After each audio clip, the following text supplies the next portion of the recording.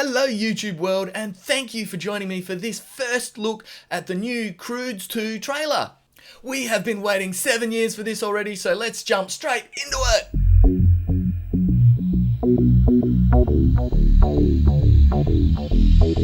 So, The Croods, A New Age, is brought out by DreamWorks Animation, and it's the follow-up to their 2013 film, The Croods. Now that's 7 years ago, so there's been a lot happen in the last 7 years. To start, The Croods is the second highest grossing DreamWorks animated movie, pulling in $587.2 million, second only to Kung Fu Panda. During the time between now and then, they've also had the Dawn of the Croods animated series, which has run for 4 seasons. The franchise has also had 2 mobile games released, which is a Wii Nintendo game called The Croods Prehistoric Party, and also a mobile game called The Croods. Now, both of them got not very good reviews, so they don't really get talked about that much.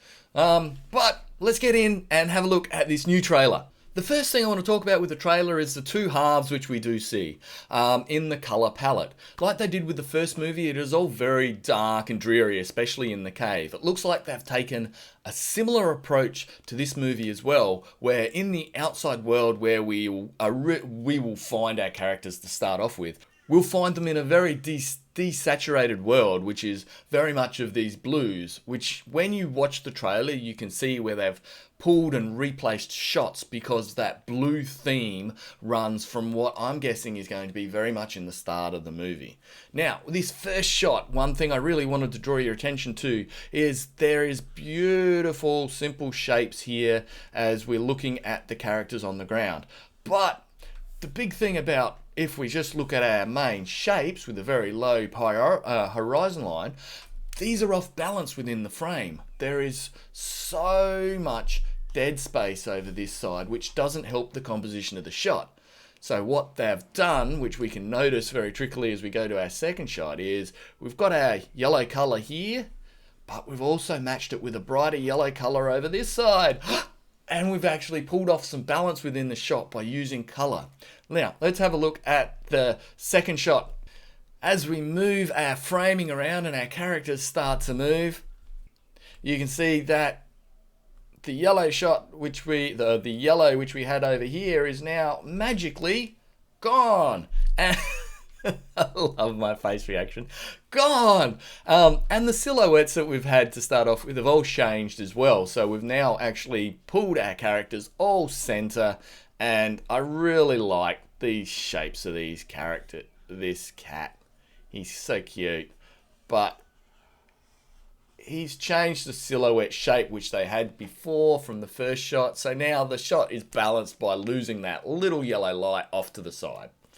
Really sweet, really simple, great technique, a great little trick for keeping balance within the frame. Just the next shot I wanted to pull out and talk about was this real big action sequence. There were some key points in this action sequence which they really wanted to hit. And I really love how they've done... why is that on pen? I really love what they've done to structure themselves so you can clearly read the action of what's going on. Again, very simple techniques of using thirds. They've kept this on the forward third, or the main action they want to draw your attention to, on the forward third of the direction that they are traveling. It's really interesting that they're running from right to left within this sequence as well, or within this shot.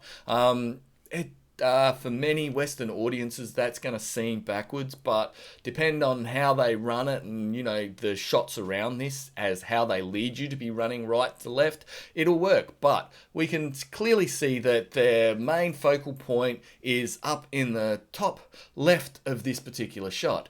We've got all our supporting characters down here in a nice silhouette frame.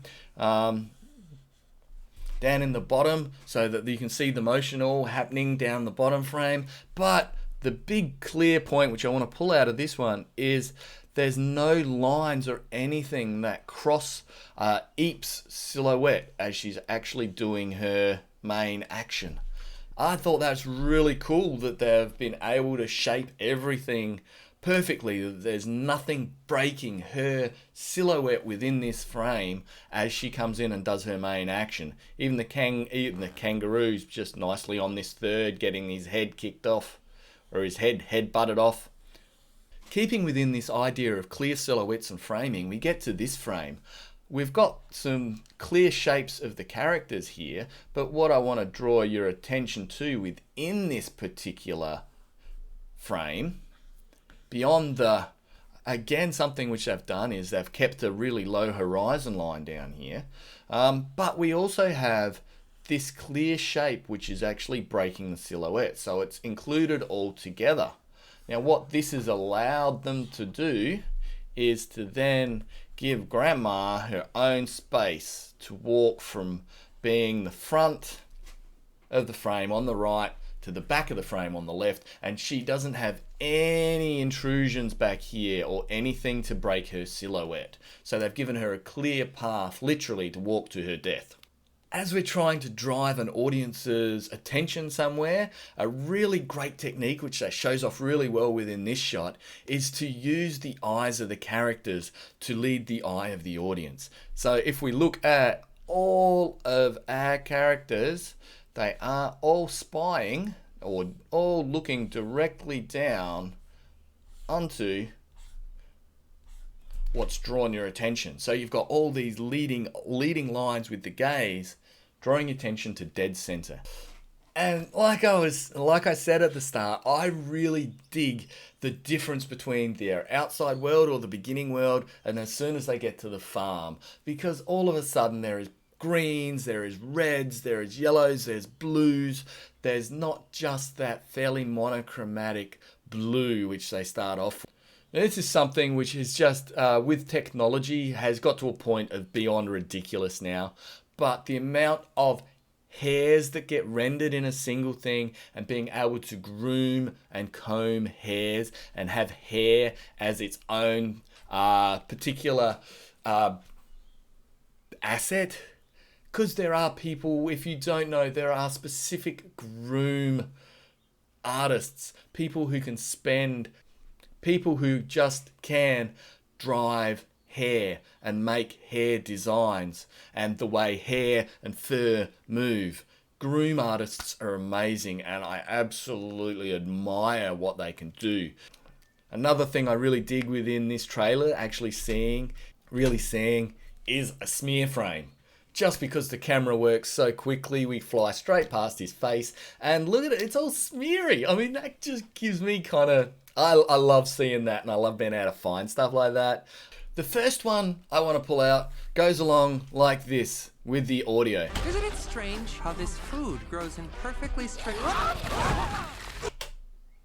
Alright, so what's really clever here is the dialogue goes over multiple shots, which is very smart in a point that it doesn't distinguish which character or where he is. Like with the editing that they've given us,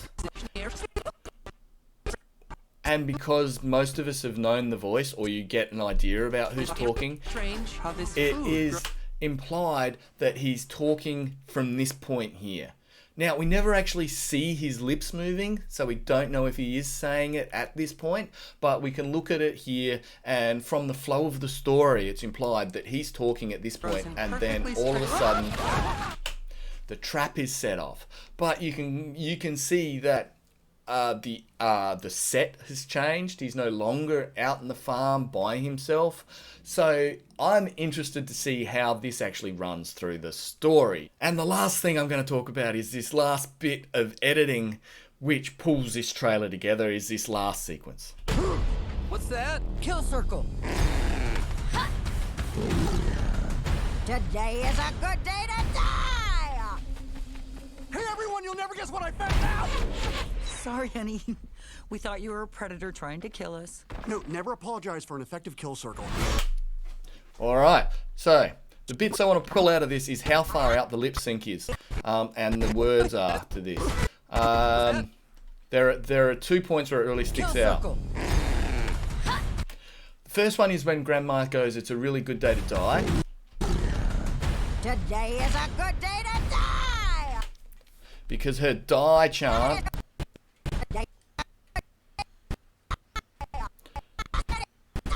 Her mouth shape is.